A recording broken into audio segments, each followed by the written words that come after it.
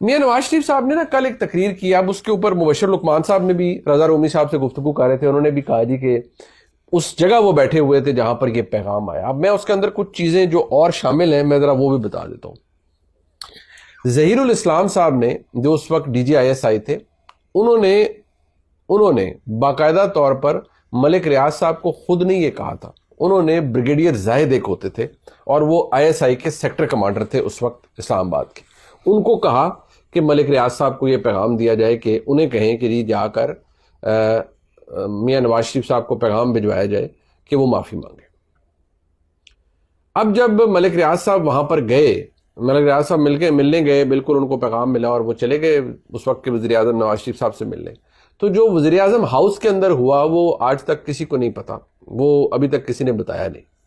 جب ملک ریاض صاحب وہاں پر تشریف لے گئے اور وہاں پر گئے تو میاں نواز شریف صاحب اپنے کمرے میں تھے، وزیر اعظم کا جو کمرہ ہوتا ہے، اور باہر کوئی ایک میاں نواز شریف صاحب کے ایک بڑی قریبی ساتھی، بہت ہی قریبی ساتھی، وہ بڑی پریشانی میں ٹہل رہے تھے. اور جیسے انہوں نے ملک ریاض صاحب کو دیکھا اور انہوں نے کہا جی خیریت ہے بھی، انہوں نے کہا میں نے پرائم منسٹر صاحب سے ملنا ہے.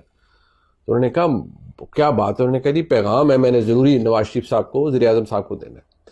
اب میاں نواز شریف صاحب کے پاس جب وہ اندر کمرے پہ گئے تو میاں صاحب بڑے ریلیکسڈ ماحول میں، جس طرح کوئی وزیر اعظم بیٹھا ہوتا ہے، کو اپنا کام کر رہے تھے جو بھی. تو انہوں نے کہا جی جیسے ہی جاتے ہوئے نا اندر کے، جی میں نے ضروری بات کرنی ہے. تو میاں صاحب نے انہیں کہا کہ آپ بیٹھیں، کیا پئیں گے، کھائیں گے کچھ، کیا چائے پئیں گے کیا؟ تو انہوں نے کہا جی نہیں میں کچھ نہیں. وزیر اعظم صاحب شاید اس وقت یا قہوہ پی رہے تھے یا چائے پی رہے تھے.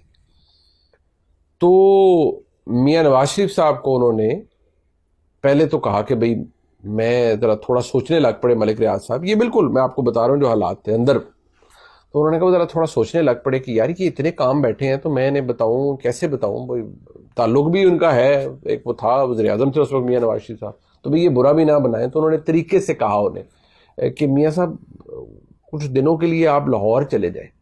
استعفے کی بات ڈائریکٹ نہیں انہوں نے کی، میں نے کہا کچھ دنوں کے لیے آپ لاہور چلے جائیں یہاں اسلام آباد سے، ادھر حالات ذرا ایسے ہوئے ہیں.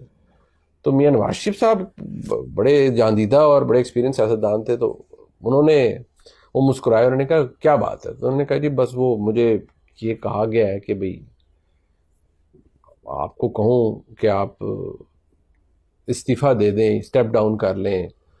تو میں تو یہ کہتا ہوں جس طرح عمر صاحب کا، میں تو کہنا جی تسی لاہور چلے جاؤ تو اتنے ذرا حالات نارمل ہو جائیں. پھر ملک صاحب نے یہ کہا تو میاں نواز شریف صاحب نے انہیں کہا کہ ملک صاحب آپ آئے ہیں، چائے پئیں، بیٹھتے ہیں، گپ شپ لگاتے ہیں.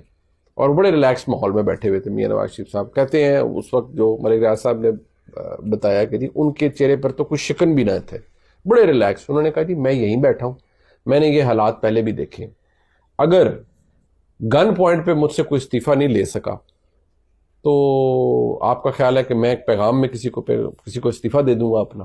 تو جو کرنا ہے کر لیں، انہیں بتا دیں جو جس نے بھی آپ کو بھیجا ہے کہ میں ملک کا وزیر اعظم ہوں، اور مجھے اگر کوئی نکالے گا تو میں بطور وزیر اعظم ہی نکالے گا، میں نہ سٹیپ ڈاؤن کروں گا نہ میں سائڈ پر ہٹوں گا.